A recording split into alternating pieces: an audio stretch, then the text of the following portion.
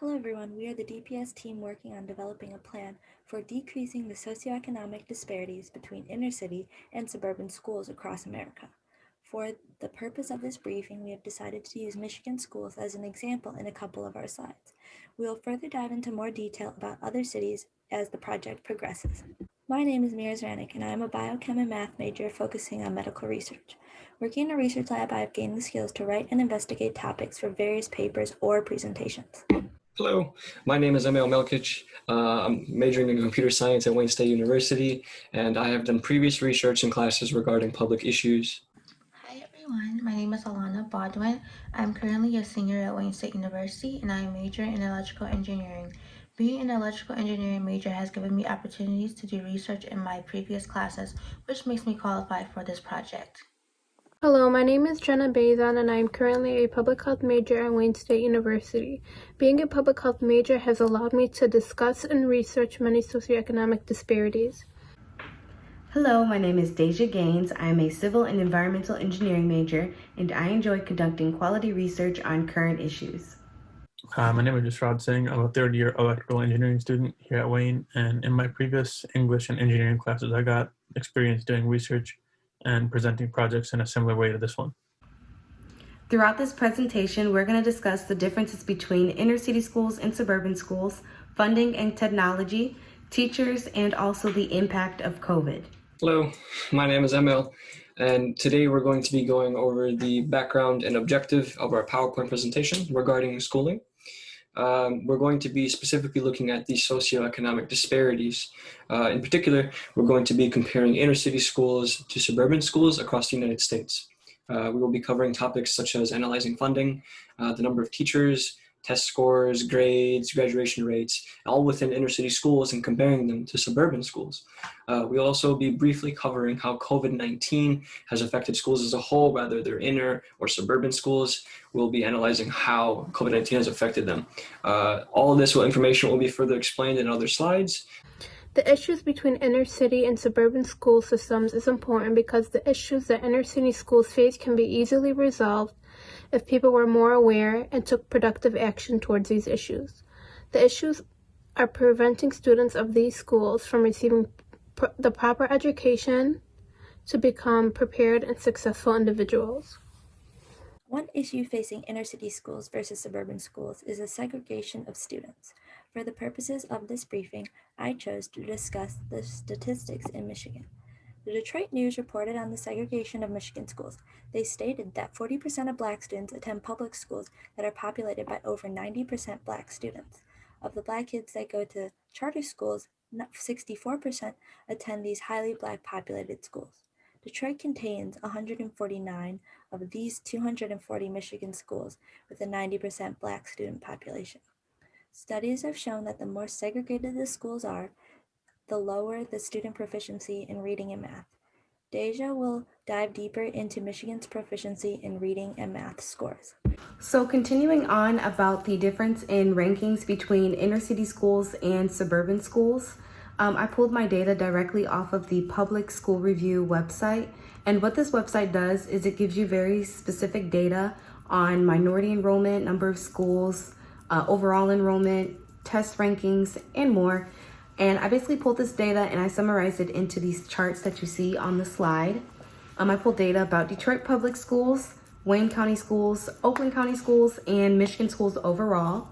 I wanted to use Wayne County schools because I wanted to see how Detroit compared to Wayne County, because Detroit is a part of Wayne County and because I wanted to see how it contributed to Wayne County's overall ranking.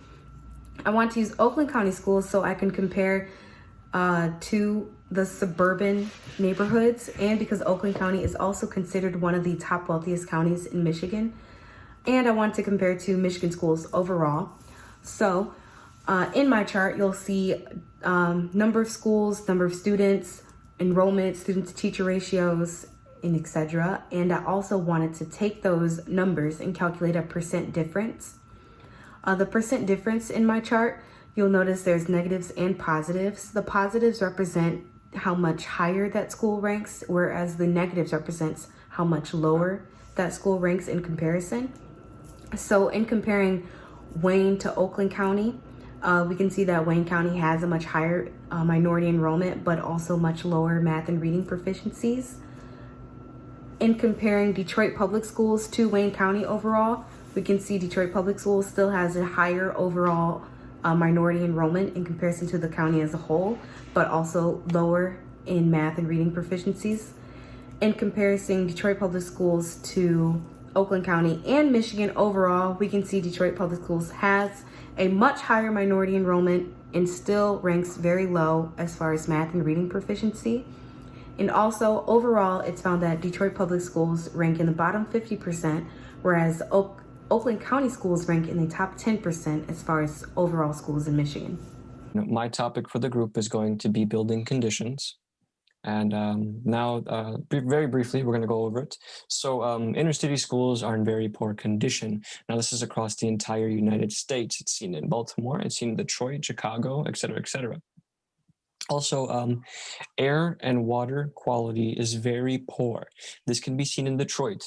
Just last year in Detroit, 56 schools were closed due to having lead contamination in the water. Moving on, inner city schools suffer from heating and cooling issues.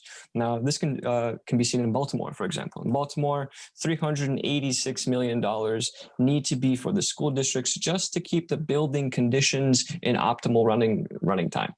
And finally, schools are being shut down for this. This is the obvious one. Students are being affected, families, teachers are losing their jobs, and this is across the whole US. So something has to be done about it. Now, we're going to go more in detail for funding. I'm going to pass this over to Alana, who will go over that for us. Thank you. Hello, I will be talking more about funding. Inner city schools lack funding, especially the ones in lower income neighborhoods.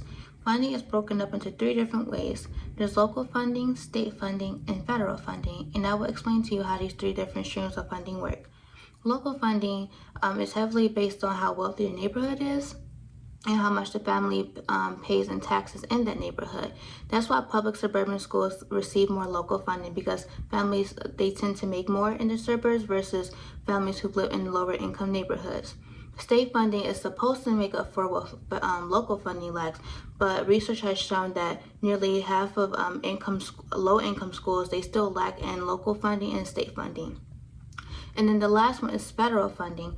Federal funding is specifically targeted towards low-income schools and students, but it's still not sufficient.